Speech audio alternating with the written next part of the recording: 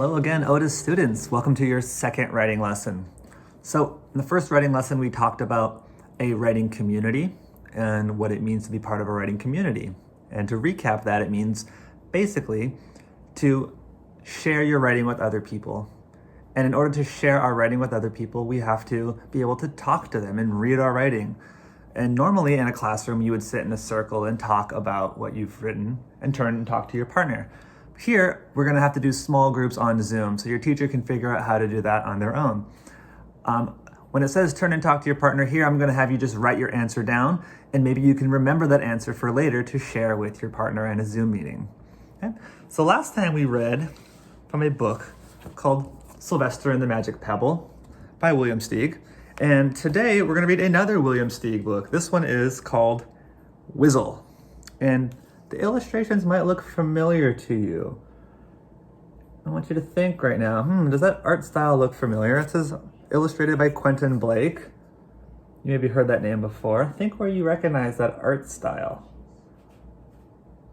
Okay, so I'm gonna read the story and I'm gonna stop on a few words and explain what the words mean. And there are also gonna be parts of the story where I stop and I ask you to write what has happened in the story so far. And this is what good readers do. They think about what they're hearing to see if they understand it. And it makes sure that we're understanding what's happening in the story. It'll help us to become better writers as well. So here it is, Whizzle by William Steig.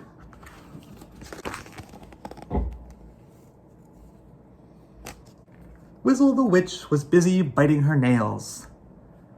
"Beatrice," she said, "I'm bored stiff." "Well, you've been perched on your behind for so long, you're stinking the place up," said the parrot. "Now go make somebody suffer." "But who?" said Whizzle. "And where?" "Frimp Farm," yapped Beatrice. "It's a Frimpy family, all right. There's DeWitt Frimp, Fred Frimp, and Fred's wife, Florence Frimp."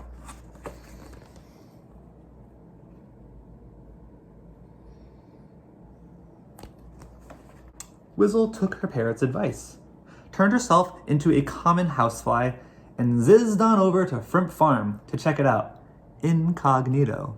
Incognito means in disguise or without being seen.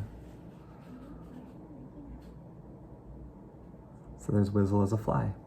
Snoozing and snoring with a fly swatter in his fist was DeWitt Frimp.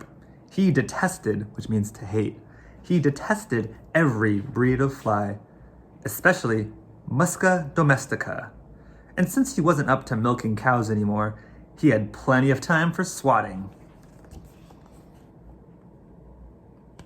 Whizzle lit on his bald pate, which means head, and acting like a genuine fly, she sallied down his nose, crossed his cheek, and tickled his ear with her tiny feet.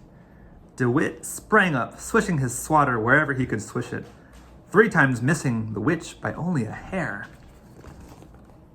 As you're crossing over. Resolved on revenge, Whizzle zoomed out the window, determined to cook up a really nasty plan.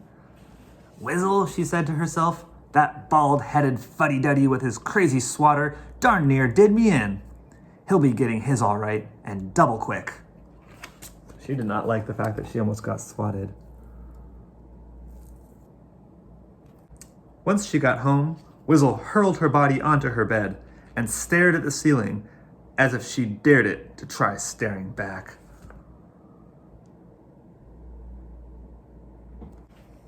Suddenly, she got up and began pacing the floor in her snakeskin slippers. "Beatrice," said the witch, "listen, that old fogey keeps his swatter in his left hand, so he's a lefty. I'm gonna turn myself into a left-handed work glove and make sure he wears me constantly. Then I'll give him the works." "That's the way, Whizzle," Beatrice squawked. "Make him sizzle."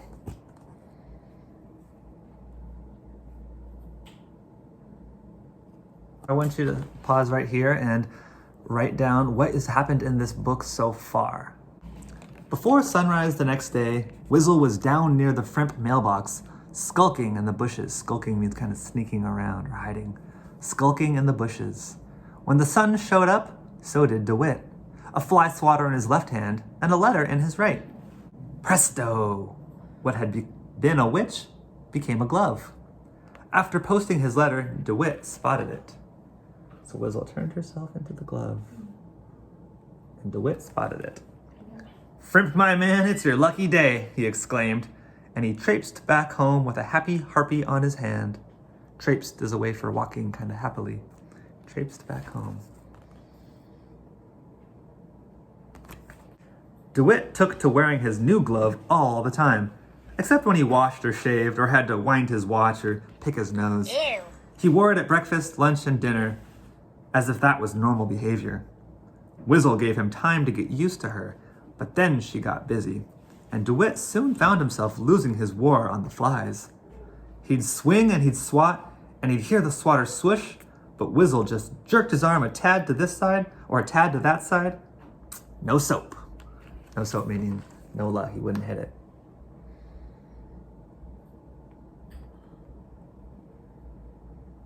This made DeWitt dippy sometimes. He'd let out a war cry and chase the little devils all over the house, hitting everything in sight except flies.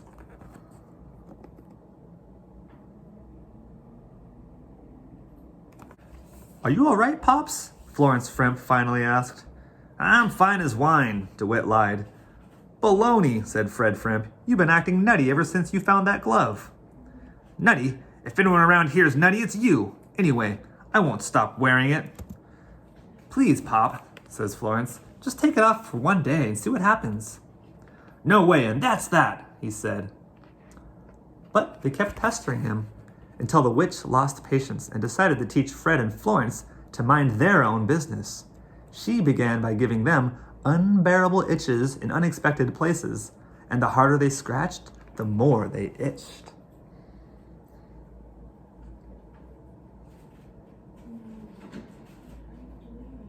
At dinner that night, she made their meatballs explode and their water spurt up like fountains. And in the morning, she made the whole house tremble and shake so that the boards it was built with cried for help.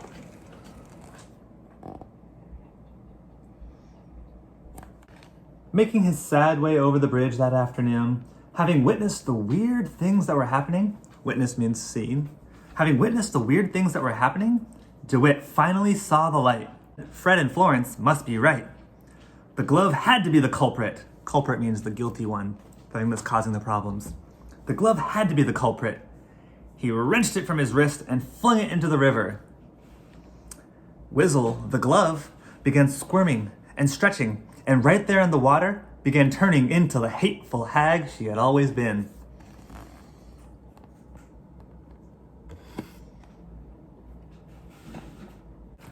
And oh, how Wizzle hated getting wet. She'd never had a bath since she was a helpless baby, and all she'd ever washed since then was her two horrid hands. She thrashed, gurgled, sputtered, and spat, and then she started to sink. DeWitt stared in disbelief, but repulsive as Wizzle was, DeWitt couldn't bear to see a fellow creature drowning. He dived right in, and holding the disgusting witch in his arms, he started towing her ashore.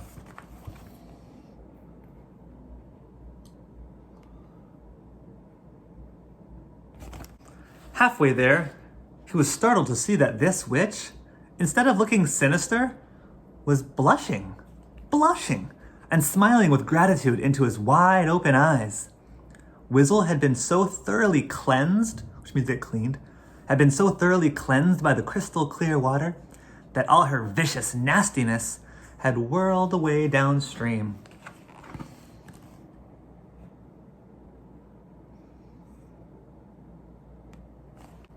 Instead of running for his life as soon as they hit the riverbank, DeWitt found himself hugging a surprisingly sweet old lady.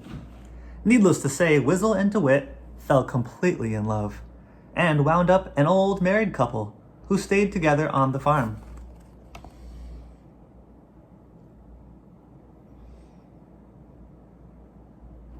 Wizzle was never bored again.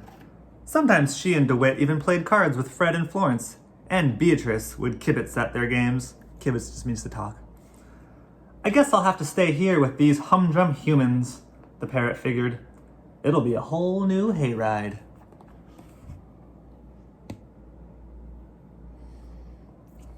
Okay, so I want you to think right now, How is this story similar to Sylvester and the Magic Pebble?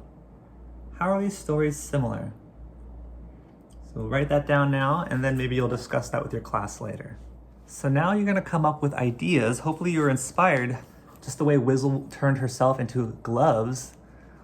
What could you turn into, or what could a person or a character turn into? So you're gonna come up with a list of ideas of things you could turn into, turning into something, okay? So I'm gonna write that down, and I'm gonna come up with a few ideas, and you could copy me. So you're gonna go in your writing journal towards the back, just like where we had our ideas for writing. You're gonna leave some space after ideas for magical objects, because you might come up with more later. So I'm gonna skip and go to the next page and write ideas for turning into something.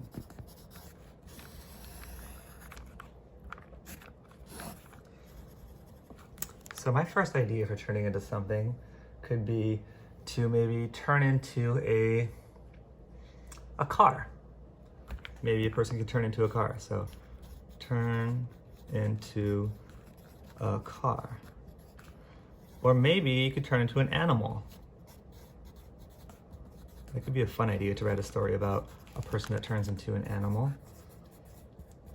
In fact, I'm gonna leave some spaces for different types of animals to turn into. I'll think of those later. A book, that'd be interesting. I don't know how that would work, but I'm gonna write that anyway. Maybe I'll think of it later. So these are just ideas. It's okay, there's no wrong or right idea. It's just what you think could be a fun story. And if it doesn't ever turn into a story, that's okay. This is just our writing ideas area. So now it's time for our first free writing period. We're gonna spend just 5 to 10 minutes the first time. As the year goes on, you're gonna be able to write independently for longer and longer, hopefully up to even half an hour, 45 minutes of just writing the whole time. Okay, but we're gonna work up to that. Today is just 5 or 10 minutes. So you're gonna write quietly in your notebook. You're gonna go to the front this time. You're not gonna go to the back. The back is just for writing ideas. And you're gonna just write whatever you want to write for 5 to 10 minutes. Anything you want. You could add more ideas to your list if you just wanna make a list in the back. Or you can make a story, or you can write about yourself, write about your weekend, anything you want. In this class, we're gonna practice skipping lines. There's a really good reason for that. It makes it easier to change our ideas if we wanna change our ideas, because that happens sometimes. So you're gonna skip every other line. So I'm gonna write today, I'm just gonna write about my dog, Leo. So I'm gonna say, just gonna free write, I'm not gonna think too much about it. I'll say, I have a 10-month-old Labrador. It's a hard word to spell. Don't worry about spelling right now. Don't worry about keeping it the best you can possibly make it. We're just gonna get our ideas out there. Labrador Retriever. Labrador Retriever dog named Leo. And notice how I'm skipping lines. This makes it so if I change it and I think, you know what, I don't like the way that sounds, I could easily cross it out and write the correct, the change above. So we're gonna keep skipping lines. So just write for 5 to 10 minutes today. Make sure you have a pencil, and don't worry about erasing right now. You can make changes later, okay?